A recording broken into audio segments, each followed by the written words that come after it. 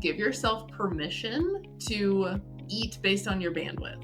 Eating something is better than eating nothing, because I don't want you to be hangry, walking around all irritable and mad and have brain fog. It's like, nobody wants that. Choosing meals that are basic, minimal prep time, 3 to 5 ingredients, take no longer than 10 to 15 minutes. That is okay, and that's enough. Give yourself permission to eat based on your bandwidth, okay? I call these basic bitch meals. They are nothing fancy. They are not a, 27-step Pinterest recipe. It's genuinely for those times where you come home, you're exhausted, you're feeling decision fatigue, and you're looking at your pantry and you're like, I know I want to eat well and eat intentionally, but I also want to just eat a bag of chips for dinner, right? And so choosing meals that are basic, minimal prep time, 3 to 5 ingredients, take no longer than 10 to 15 minutes. You have to throw it on the plate. Maybe the microwave is the most elaborate source of cooking you do. And like knowing that that is okay and that that's enough. Like sometimes things just have to be good enough when we are in a season of being busy, or maybe we're always at a season of being busy. Like that's okay. Why do we think it needs to be more complicated than that? I know it's true, but man, there's that part of me that's just, it just has to be hard, right? It should be hard. If it's good for me, it must be hard, right?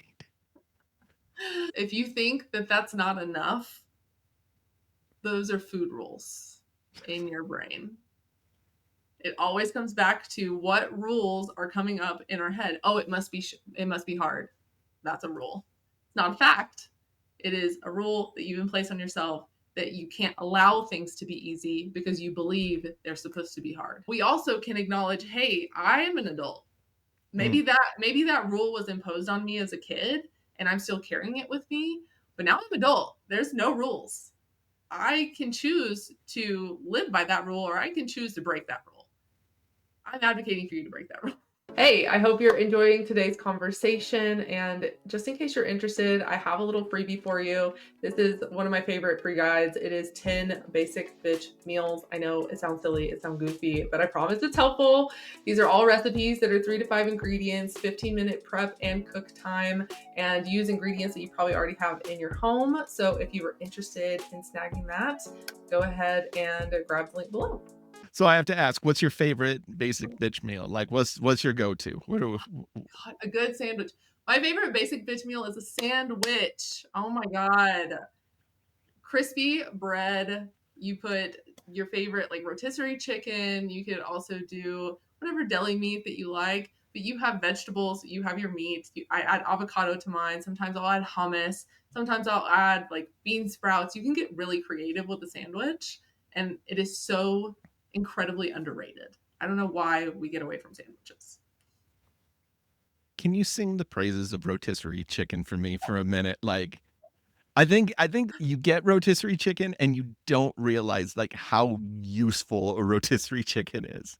Truly. I always think it's like you can go through the drive-thru at McDonald's and get a hamburger, or you can swing by a grocery store and pick up a rotisserie chicken. Like it's going to take about the same amount of effort. And I mean, to me, it's like you're going to get more out of the rotisserie chicken because one, it's more servings, and two, you can add it to soups, you can add it to a sandwich, you can add it to a salad. There's just more functionality there from getting a rotisserie chicken. And the plus is you don't have to cook it. The hardest thing you have to do is pull the meat off the bones and it's ready to go. I feel like those are the things that we forget constantly. You can make that choice. Do you have any other either client stories where they made these decisions? Most of my clients struggle with decision fatigue at the end of the day because they are high performers. They have very stressful jobs. Maybe they're parents. So there's just a lot on their plates all the time. And a big topic of conversation for us is, how do we make food easy when everything else is hard? Because food, in my opinion, shouldn't be a full-time job. And sometimes it just has to be good enough, and maybe we'll find ourselves in a season to where we can explore new recipes and get, more elaborate meals under our belt, and we learn how to incorporate that into our lifestyle. But if we're in a really busy season, we also need to know, okay, my meals need to look really basic right now because that's the only time I have. I don't have time to make, all these crockpot recipes or Pinterest recipes, TikTok recipes, whatever it is. I have time for an adult Lunchable. What's an adult Lunchable? I mean, it's exactly what's in a normal Lunchable, right? Like meat, crackers, a sweet treat, right? So an adult Lunchable is really a protein source. So it could be deli meat if you want, again, rotisserie chicken, vegetables. It could be like baby carrots, snap peas, something that comes out of a bag that you can eat right away. And then maybe like some hummus or some guacamole, like for the healthy fat, right? And maybe a slice of toast, bread, whatever for your carbohydrates. So very just basic ingredients thrown on a plate. I love it. I love Mm-hmm. it. I do have the food rule about it being having to be a little bit more complicated. But the thing is, if I'm hungry and I need something that's actually going to fill me up, what's actually going to fill me up?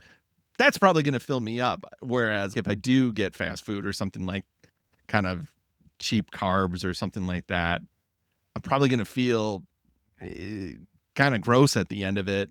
Yeah. Well, and two, there is room for satisfaction, right? Like basic bitch meals will be very basic, and it's not something to be used all of the time because they might not be the most satisfying meals. So you can find that wiggle room there, right? But it's at least something to get you through the hump, because I think we can all agree here, like eating something is better than eating nothing, because I don't want you to be hangry, walking around all irritable and mad and have brain fog. It's like nobody wants that.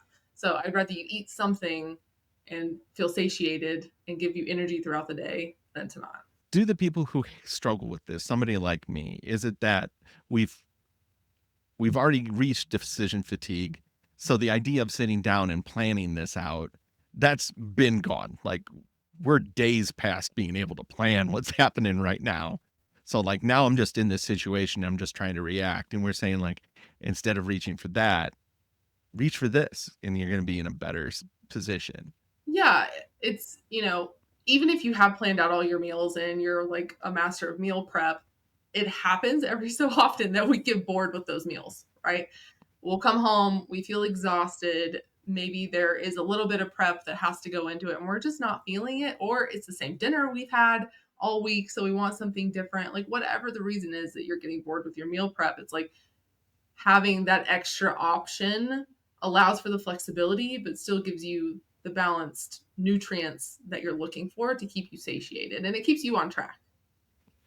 Could you talk about the power of the freezer in helping me in these moments? Using your freezer, like not only your freezer, but your pantry, and stocking those with non-perishable items. I mean, in the freezer, obviously, after a while, it's perishable. But in your pantry, it's like having canned beans, the canned corn, having some like dry ingredients like quinoa, rice, right, that take 10-15 minutes to cook. In your freezer, having some kind of frozen protein, whether that is like salmon fillets or some kind of chicken that you can just heat up really quickly, and just stockpiling ingredients that you may not use right away, but they're just more ingredients in your arsenal.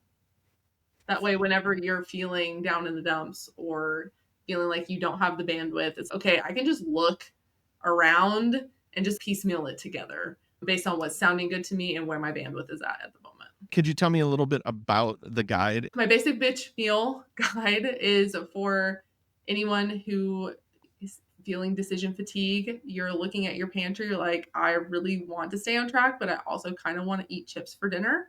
But all of these are meals that are 3 to 5 ingredients. It includes 10 meals that you can have for lunch or dinner or breakfast. There's really no rules here. 3 to 5 ingredients, take less than 15 minutes, minimal prep, and hopefully minimal headache for you.